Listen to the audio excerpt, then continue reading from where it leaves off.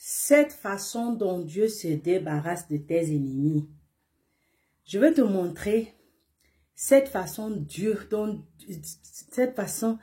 dont Dieu se débarrasse de tes ennemis. Cette façon dont Dieu se débarrasse de tes ennemis. Très important à savoir comment Dieu se débarrasse de tes ennemis. Je vais te le montrer tout à l'heure. Si tu n'es pas encore abonné, abonne-toi pour qu'on puisse se fortifier ensemble. Comment Dieu se débarrasse de tes ennemis pour que tu sois libéré, pour que tu sois en paix, pour que tu sois dans l'assurance et dans la certitude que Dieu combat pour toi, que Dieu est avec toi. Et parce qu'il est avec toi, tu auras toujours la victoire. Je te le montre tout à l'heure. Premièrement, Dieu lui-même combat pour tes ennemis, combat contre tes ennemis. Lui-même, il combat contre tes ennemis. Notre Père t'a promis, ton Dieu t'a promis qu'il combattra ceux qui te combattent. Écoute ce qu'il dit dans sa parole, dans Ésaïe chapitre 49, verset 25. La parole de Dieu nous dit: oui, dit l'Éternel, la capture du puissant lui sera enlevée, et le butin du tyran lui échappera. Je combattrai tes ennemis et je sauverai tes fils. Deuxièmement, le Seigneur détruira les armes de tes ennemis. Notre Père Céleste peut détruire toutes les armes que tes ennemis ont utilisées contre toi ou qui sont en train d'utiliser en ce moment contre toi. Écoute ce que la parole de Dieu dit dans Ésaïe chapitre 54, verset 17. Il dit: toute arme forgée contre toi sera sans effet, et toute langue qui s'élèvera en justice contre toi, tu la condamneras. Tel est l'héritage des serviteurs de l'Éternel, tel est le salut qui leur viendra de moi, dit l'Éternel. Troisièmement, Dieu créera la peur chez tes ennemis. Le Seigneur peut faire en sorte que tes ennemis aient très peur de toi. Comment il le fait? 2 Chroniques chapitre 20 verset 29 dit: la terreur de l'Éternel s'empara de tous les royaumes des autres pays lorsqu'ils apprirent que l'Éternel avait combattu contre les ennemis d'Israël.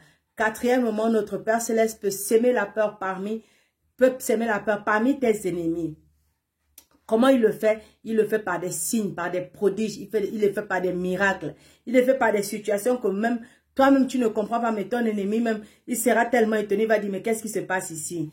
Parce que quand Dieu est au contrôle, la tête humaine ne peut pas réfléchir pour comprendre. Les pensées de Dieu ne sont pas nos pensées. Exode chapitre 9 verset 10 dit: ils prirent de la cendre de fournaise et se présentèrent devant Pharaon.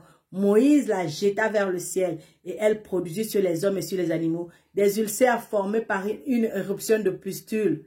Ça, c'est comme quand Dieu agit.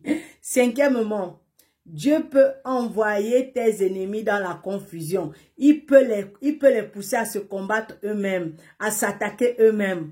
Comment? Il peut semer la confusion au milieu d'eux et semer la panique. Comment? Deutéronome chapitre 28 verset 7 dit: l'Éternel te donnera la victoire sur tes ennemis qui s'élèveront contre toi. Ils sortiront contre toi par un seul chemin et ils s'enfuiront devant toi par 7 chemins.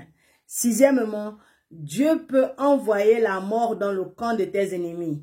Écoute ce que dit la parole de Dieu. Au milieu de la nuit, l'Éternel frappa tous les premiers-nés dans le pays d'Égypte, depuis le premier-né de Pharaon assis sur son trône jusqu'au premier-né du captif dans sa prison et jusqu'à tous les premiers-nés des animaux. Pourquoi? Parce que lorsque ton ennemi est têtu, qu'il ne veut pas te laisser tranquille, Dieu va tout faire. Il a dit qu'il donnera des royaumes pour toi. Il donnera des pays pour toi. C'est pourquoi il te pose la question dans la vie: qu'est-ce que c'est qu'un homme? Si Dieu est pour moi, qui peut être contre moi? Qu'est-ce qu'un homme? Si Dieu enlève le souffle de l'homme comme ça, l'homme est parti. Septièmement, les ennemis viendront te demander pardon. Tes ennemis viendront te demander pardon. Dieu va les amener à venir te demander pardon. Dieu va les amener à voir leurs fautes contre toi, à voir leurs erreurs contre toi et les pousser à venir te demander pardon. Comment? Ésaïe chapitre 54 verset 15 nous dit: si l'on forme des complots, cela ne viendra pas de moi. Quiconque se liguera contre toi tombera sous ton pouvoir.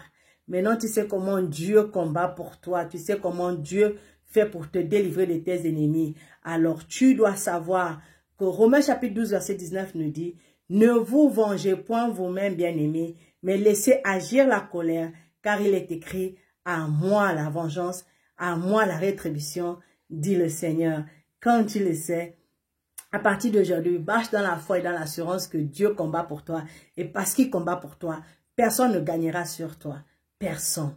Personne. Aucune situation ne gagnera sur toi. Alors n'abandonne pas. Abonne-toi, aime comment tu partages pour bénir d'autres. Shalom.